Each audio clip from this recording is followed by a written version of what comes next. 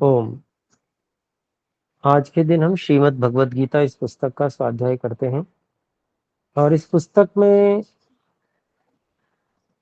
15वें अध्याय के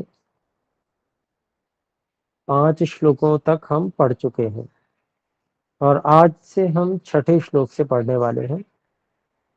यहाँ पर जो मुक्ति है उसका वर्णन किया है श्री कृष्ण जी ने। तो आइए देखते हैं छठा श्लोक। न तद् भासयते सूर्यो न शशांको न पावकः यद्गत्वा न निवर्तन्ते तद्धाम परमं मम।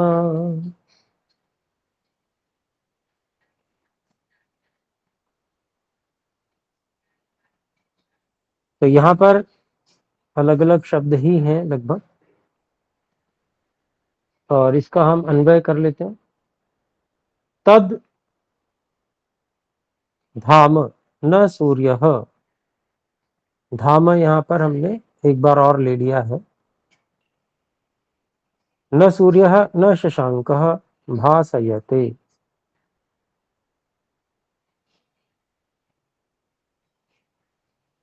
न पावक भासयते यद गत्वा न निवर्तन्ते तत् मम परमं धाम।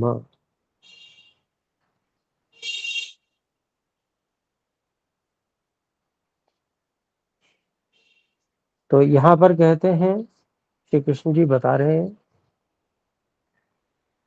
कि वह स्थान का मतलब वह स्थिति, अवस्था। स्थान तो क्योंकि अगर कोई स्थान निश्चित हो जाए तो वहां बंधन ही हो जाएगा। स्थान नहीं कहेंगे उसको, एक अवस्था कहेंगे कि ऐसी अवस्था में जहां जिस अवस्था को न सूर्य न शशांक भासयते, न तो सूर्य ही और न ही चंद्रमा ही प्रकाशित करते हैं।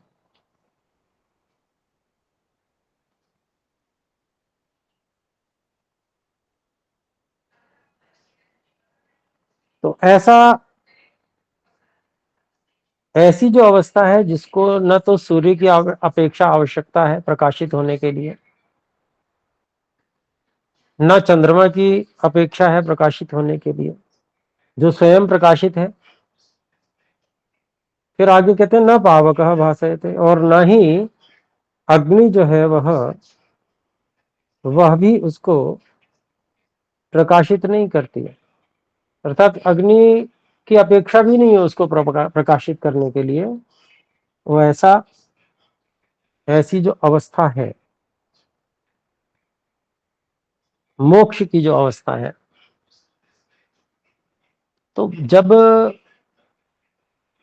ईश्वर की के परम आनंद में आत्मा का निवास होता है, जहां पूरी तरह से स्वतंत्र होकर आत्मा विचरता है, वो अवस्था जो मुक्ति की अवस्था है, उस अवस्था को ही यहाँ धाम के रूप में कहा गया है। तो उस अवस्था में जब सीधी परमात्मा की सहायता उपलब्ध होती है कि जिसकी शक्ति से सूर्य चमकता है, जिसकी शक्ति से चंद्रमा चमकता है, जिसकी शक्ति से अग्नि में प्रकाश है, जब उसी की सहायता मिल गई तो फिर ऐसी आत्मा को अग्नि की, सूर्य की और चंद्रमा के प्रकाश की क्या अपेक्षा होगी। तो इन सब को देखने के लिए इन सब की अपेक्षा आवश्यकता नहीं रहती।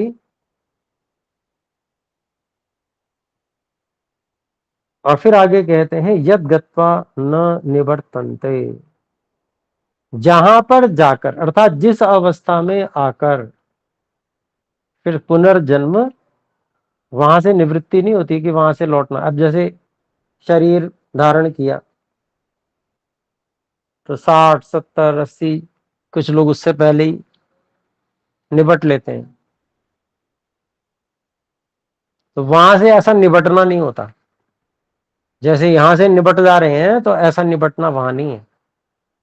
तो कहते हैं यद गत्वा, जिस अवस्था में पहुंचकर, जिस अवस्था को प्राप्त होकर,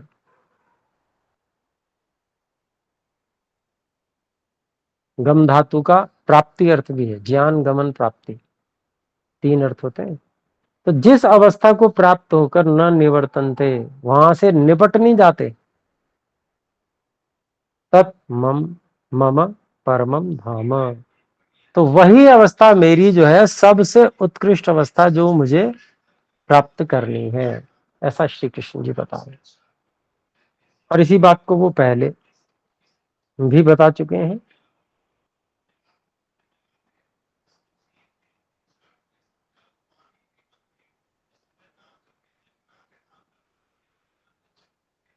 तो आइए 7वें श्लोक को देखते हैं।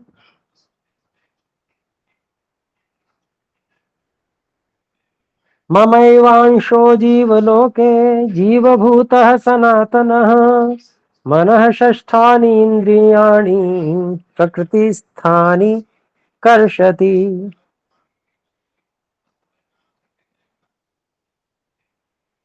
तो यहां कहते हैं,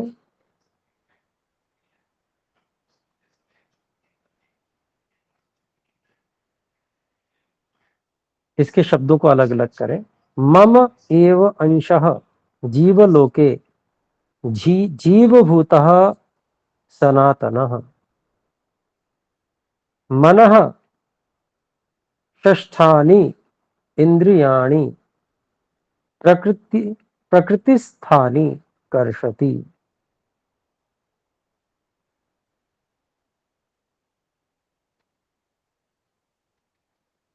तो इसका अन्वय इस प्रकार से है कि जीव लोके मम एव सनातनः जीवभूतः अंशः प्रकृतिस्थानि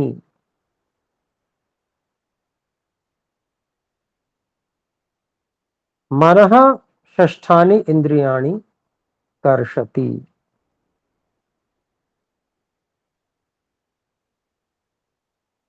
तो जो संसार में,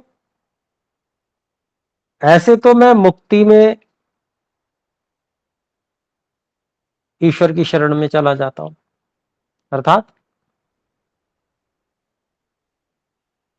जब शरीर, ये शरीर नहीं रहता तब मुक्ति में चला जाता हूं। वो मेरा, वो ईश्वर की शरण ही मेरा परम धाम है, अर्थात सर्वोत्कृष्ट अवस्था मेरे लिए है। लेकिन जब शरीर धारण किया है उस समय की बात कर रहे हैं कि जीव लोके मम एव सनातनः जीवभूतः अंशः। तो इस संसार में मेरा ही जो सनातन जीवभूतः अंशः, जो सनातनः, जो हमेशा, अनादि और अनंत काल तक रहने वाला, हमेशा रहने वाला, जीवभूतः अंशः, जीव रूप में हुआ हुआ। अंश यहां पर समझेंगे मेरा ही वह स्वरूप, जो एक शरीरधारी के रूप में है। प्रकृति स्थानी, मनः षष्ठानी, जो प्रकृति में स्थित है, ऐसे जो मन है, ऐसा जो छठी इंद्रियां, वो ऐसे मुझ, जो शरीरधारी रूप में आया हुआ है, उसको यह मन और इंद्रियां, छठी इंद्रियां, नहीं, मन और 6 इंद्रियां, मन सहित 6 इंद्रियां ऐसा कह लें, जो प्रकृति स्थानी, प्रकृति में जिनका रमण होता है, प्रकृति में ही जो अधिक घूमती हैं, ऐसी जो मन सहित 6 इंद्रियाणी, शिष्टानी इंद्रियाणी, ये कर्षति, ये शरीरधारी अवस्था में मुझे उस ओर खींचती है।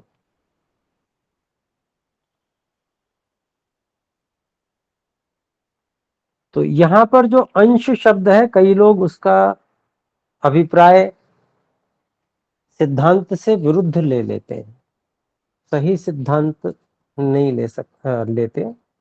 तो इसमें इसका अभिप्राय ये है कि अगर कोई इस प्रकार से समझे कि श्री कृष्ण जी जो हैं वो तो रहते हैं परम धाम में, और उनका जो अंश है वह यहाँ पर संसार में आ जाता है,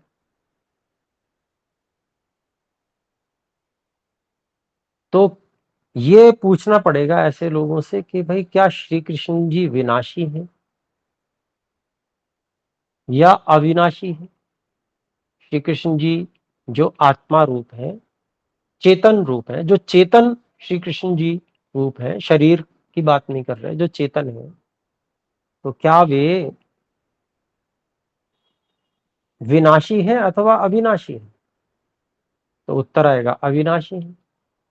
तो जो अविनाशी वस्तु होती है उसमें अंश अंशी भाव कभी भी नहीं होता, वो एक ही होता है।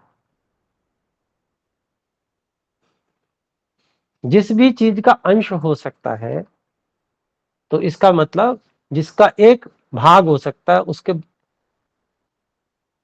बहुत सारे भाग भी हो सकते हैं, वो टूट सकता है।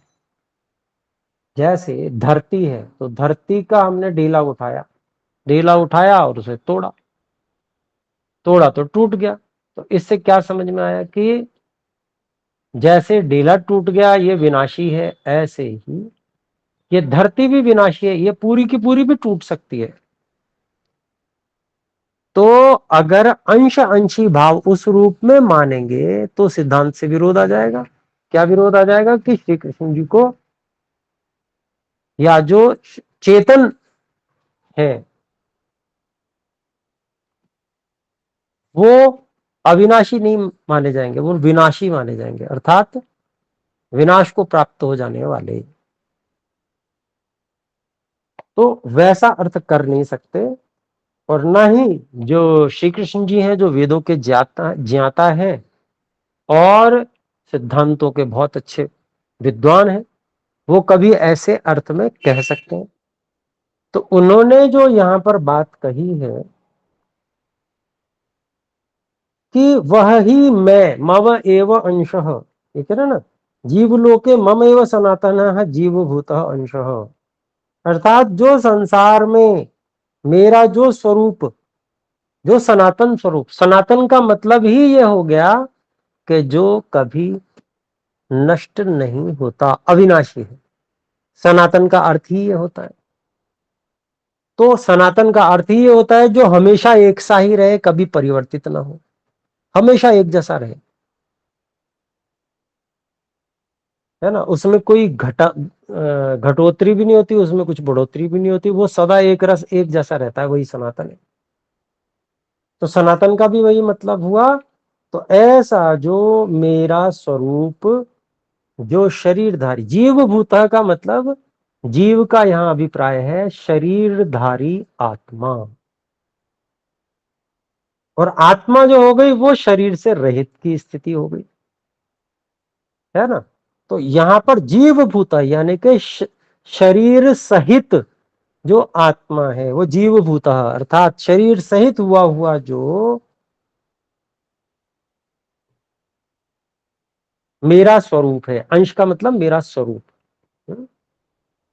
तो ऐसा, जब ऐसा मेरा स्वरूप होता है, शरीर सहित में होता हूं,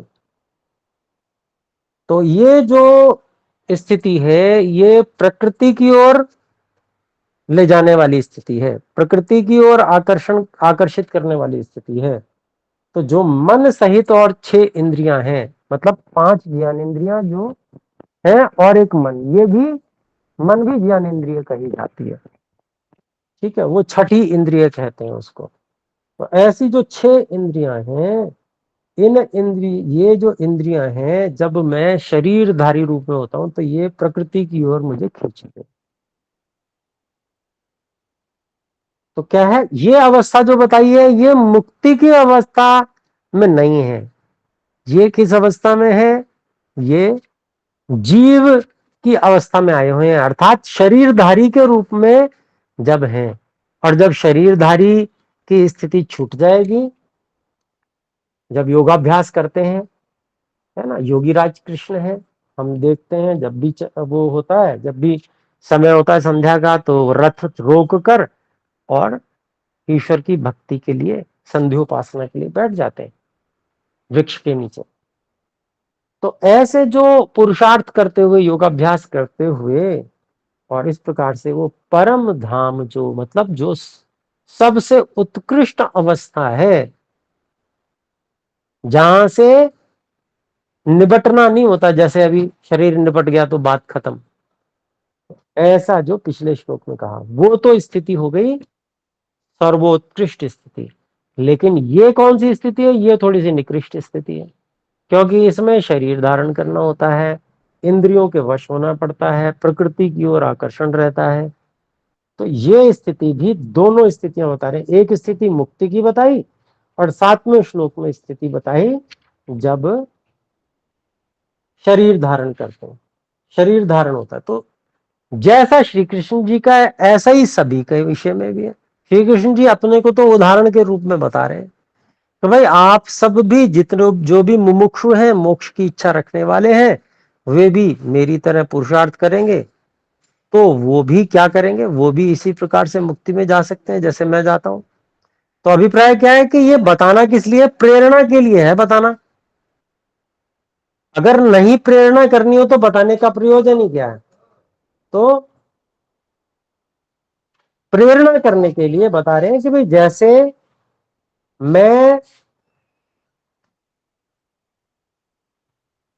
जो मुक्ति है उसको प्राप्त हो जाऊंगा, ऐसे ही बाकी सबको भी प्रयास करना चाहिए। तो आइए 8वें श्लोक को देखते हैं। शरीरं यदवाप्नोति यच्चाप्यत् यच्चाप्युत्क्रामतीश्वरः गृहीत्वैतानि संयाति वायुर्गन्धा निवाशयात्। तो इसके शब्द हैं अलग अलग। शरीरम यद अवाप्नोति यच्च अपि उत्क्रामति ईश्वरः।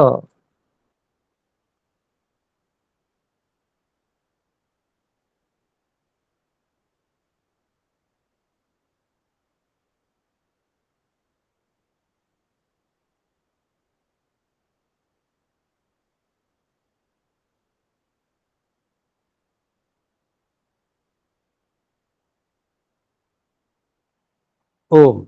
तो देखिए, शरीरम यत अवाप्नोति यत च अपि उत्क्रामति ईश्वरः गृहीत्वा एतानि संयाति वायुः।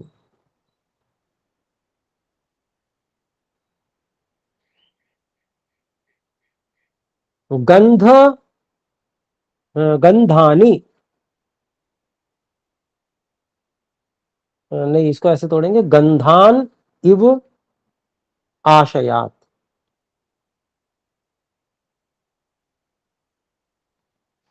हाँ, गंधान इव आशयात, ऐसे खोलेंगे। तो अब यहां पर हम इसका अन्वय देख लेते हैं। कुछ इसमें समझने के लिए अध्याहार भी किए गए हैं। यत देहस्य ईश्वरः, शरीर का स्वामी ईश्वरः, देही अर्थात देही, नवम नए, शरीरम अवाप्नोति यत च अपि,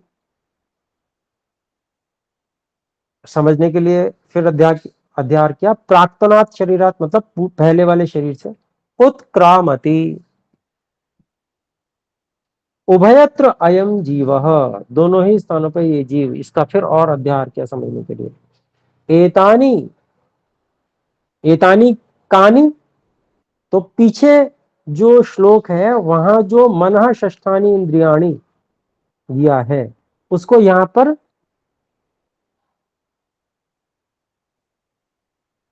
अनुवृत्ति के रूप में ले लिया गया है। एतानि मनः षष्ठानि इंद्रियाणि वायु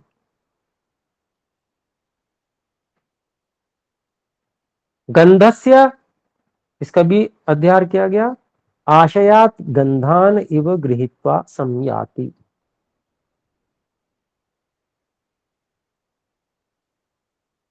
तो अभी हमको पूरी बात समझ में आएगी जब हम इसका अभिप्राय देखेंगे। तो कहते हैं कि यह यत जो ईश्वर स्वामी मालिक, किसका मालिक? शरीर का मालिक। शरीर की चर्चा चल रही है आगे, पीछे भी हमने शरीर ही ग्रहण किया था, आपको ध्यान होगा पिछले श्लोक में देहधारी हमने लिया था, उसका अर्थ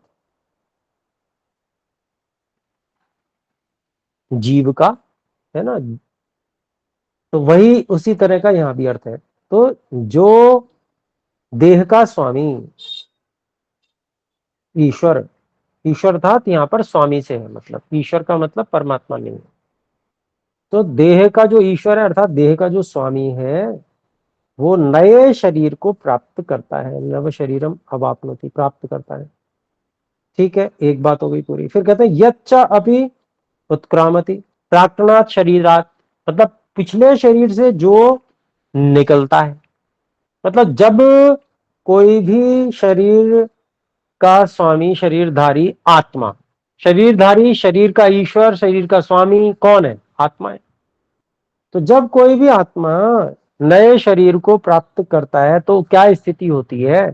तो उसको बता रहे हैं कि तब वो क्या करता है, पिछले शरीर से उत्क्रामति, बाहर निकलता है।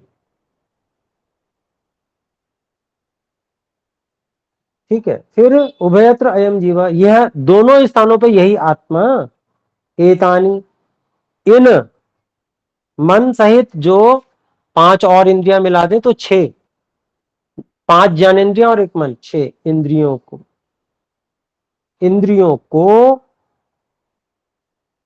गृहीत्वा संयाति, लेकर, मैं बाद का पहले जोड़ दे रहा हूं जिससे हमें बात समझ में आ जाए कि ये दोनों ही जगह पे जहां पर किसी शरीर में जा रहा है अथवा किसी शरीर से निकल रहा है, तो सभी जगह ये इन मन सहित जो पांच ज्ञानेंद्रियां हैं इनको लेकर, गृहीत्वा लेकर, संयाति साथ में जाता है। चाहे प्रवेश कर रहा हो चाहे कहीं से निकल रहा हो, तो ये ज्ञानेंद्रियों को, मन को साथ में लेकर जाता है। इसका मतलब ये नहीं है कि बाकी चीजों का निषेध किया जा रहा है, सूक्ष्म शरीर की बाकी चीजें भी जाती हैं, लेकिन यहां अभी बताना केवल मन और ज्ञानेंद्रियों को बताना लक्ष्य है, तो इसलिए अभी उन्हीं का ग्रहण कर रहे हैं। अब किसकी तरह जाता है, कैसे जाता है, तो उसका उदाहरण दिया है।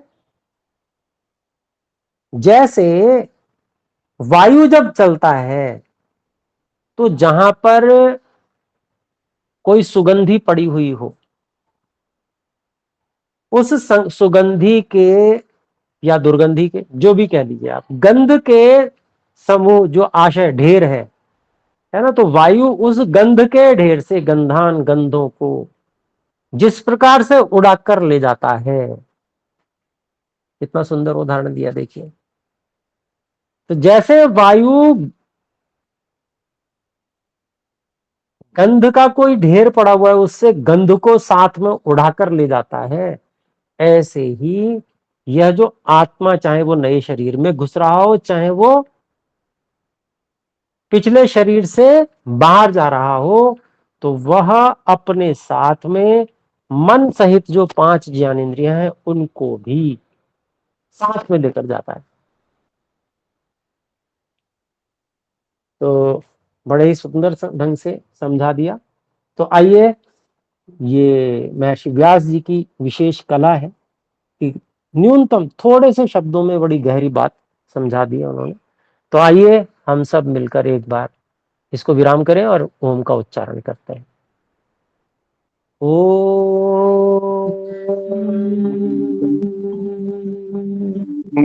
सभी को सादर नमस्ते जी। नमस्ते गुरु जी।